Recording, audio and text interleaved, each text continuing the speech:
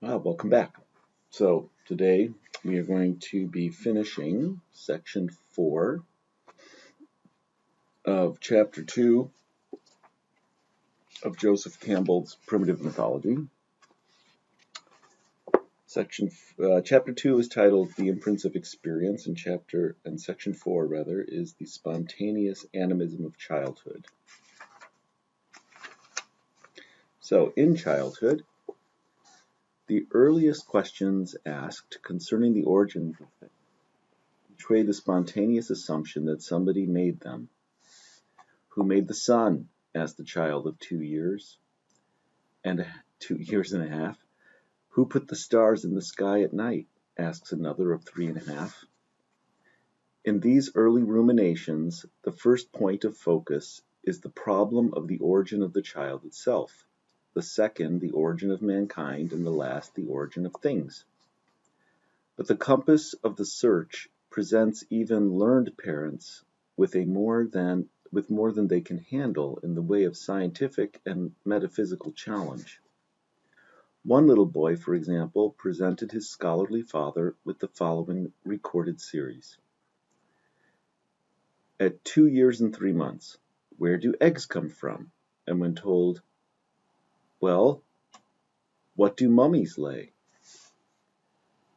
At 2 years and 6 months, Papa, were there people before us? Yes. How did they come there? They were born like us. Was the earth there before there were people on it? Yes. How did it get there if there were no people to make it? At 3 years and 7 months, who made the earth? At 4 years and 5 months, was there a mummy before the first mummy? At 4 years and 9 months, how did the first man get here without having a mummy? Only then, but shortly following, how was water made? What are rocks made of? The first notion entertained by the majority of the youngest children seems to be that babies are not born or made, but found. Mama, where did you find me? Asked a youngster of 3 years and 6 months. Mama, where did I come from? Asked another of 3 and 8. Where is the baby now that a lady is going to have next summer? Asked one little genius of 4 years and 10 months. And when told, has she eaten it then? Another, do people turn back into babies when they get very old? Or again, at age 5 years and 4 months, when you die, do you grow up again? As Professor Piaget observes, in this first stage of theorization, babies are thought to pre-exist. However, it is realized that parents must have something to do with the mystery. The reader will have noted that the various explanations on this level come very close to certain well-known primitive and archaic ideas. For example, that of conception through eating, which is found in myths and folktales throughout the world, or the idea of rebirth, which is perhaps already suggested even in the burials circa 100,000 BC of Neanderthal man. The second type of infantile question, concerning birth, involves the problem not only of whence, but also that of how. By this time, the child's interest in his own acts of creation, liquid and solid, has suggested at least 2 possibilities, which he is not usually willing to formulate, yet may be covertly testing through his questions. The queries just cited concerning the origins of water and rocks are manifest examples. Some sort of mysterious fabrication by the parents is supposed, either outside of their bodies or within, and these vaguely conceived processes are then taken to be possible models for the creation of other things in the world as well.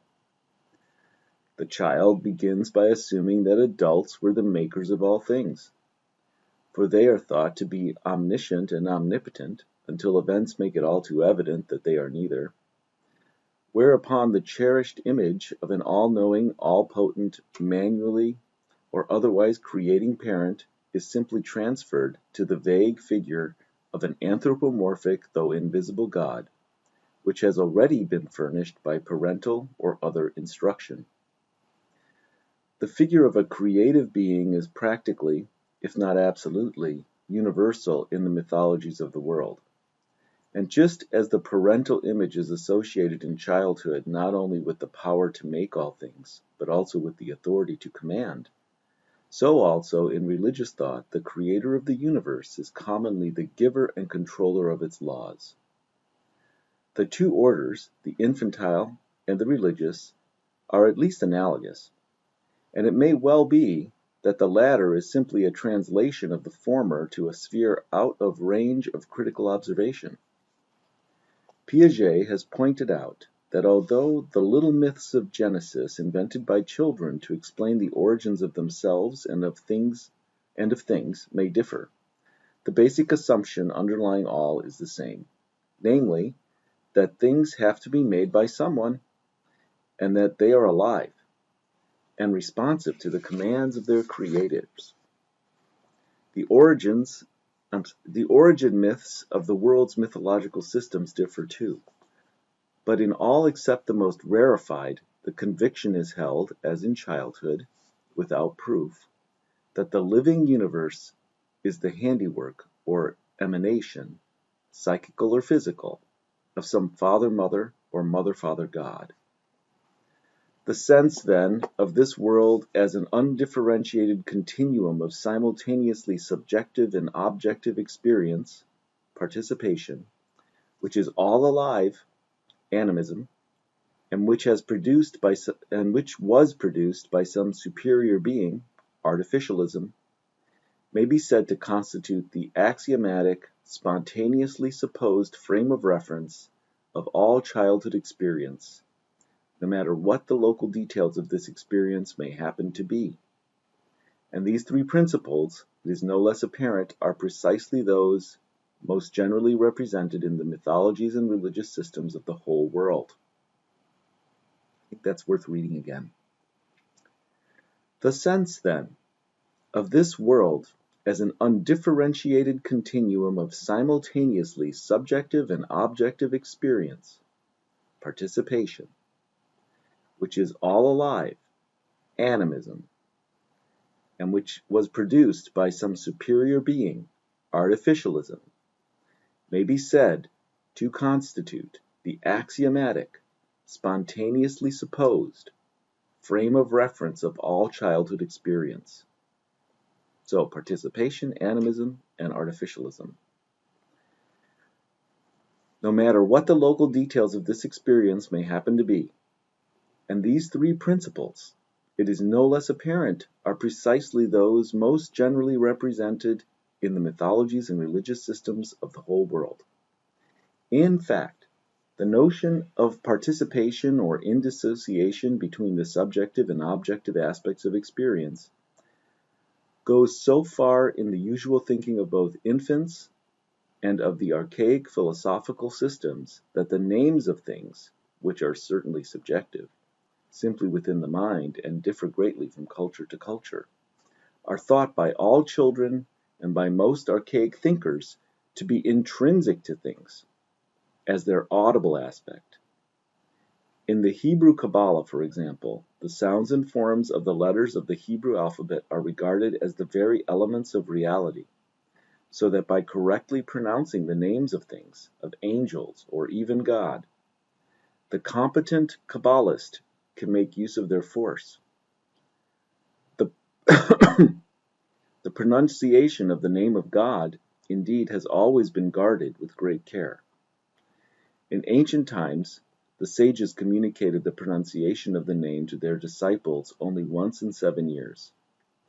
A scribe, inditing biblical scrolls, was required to place his mind in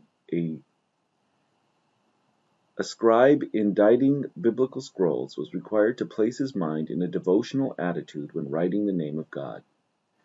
And if he made an error in the name, in certain cases the mistake was irredeemable, and the whole column on which the error occurred had to be withdrawn from use, for the name itself could not be erased. Comparably, in the mystical disciplines of the Indian Tantric tradition, where not Hebrew, but Sanskrit is regarded as the primal language of the universe, the pronunciation of the name of any god will cause him to appear and his force to operate, since the name is the audible form of the god himself. The supreme word, of which the whole universe, visible and invisible, is the manifestation, is in the Indian tradition the syllable Aum. And of course, then there is that celebrated opening of the Gospel according to John. In the beginning was the Word, and the Word was with God, and the Word was God. He was in the beginning with God. All things were made through him, and without him was not anything made that was made. In him was life, and the life was the light of men. And God said, "Let there be light," and there was light. "If there weren't any words, it would be very bad," said a little boy of 6 years and 6 months. "You couldn't make anything. How could things have been made?" The very young child does not remember when or how he first heard the names of things whose names he knows. He commonly believes that he came to know them simply by looking, and that the name comes into being simultaneously with the object.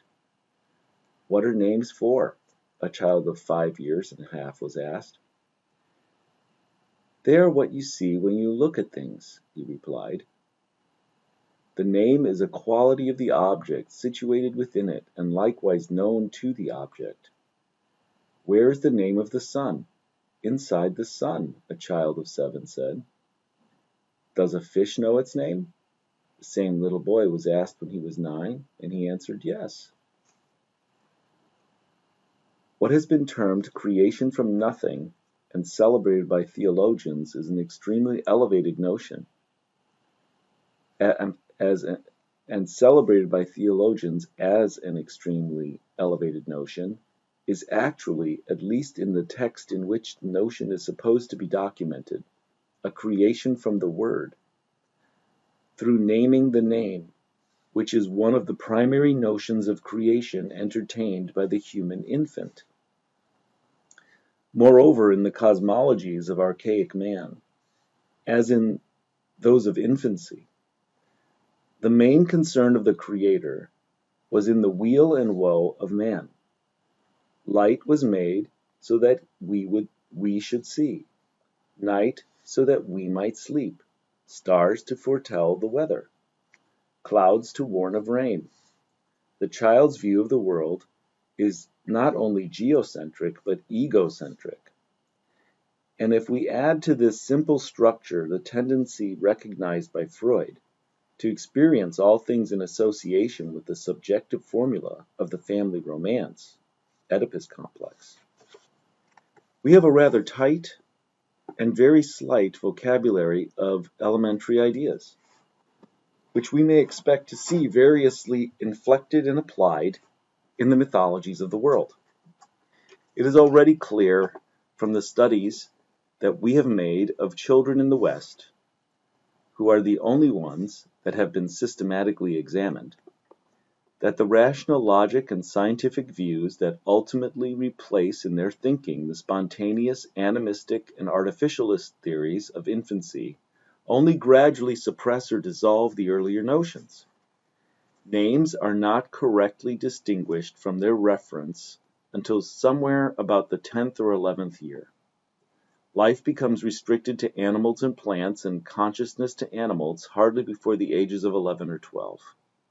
And yet, even after the basic laws of physics and chemistry have been learned, which have been so painfully drawn from nature by the long toil of science, when the adult is asked about the mysteries of creation, it is seldom that he will answer in other terms than those of the infantile artificialist or animist.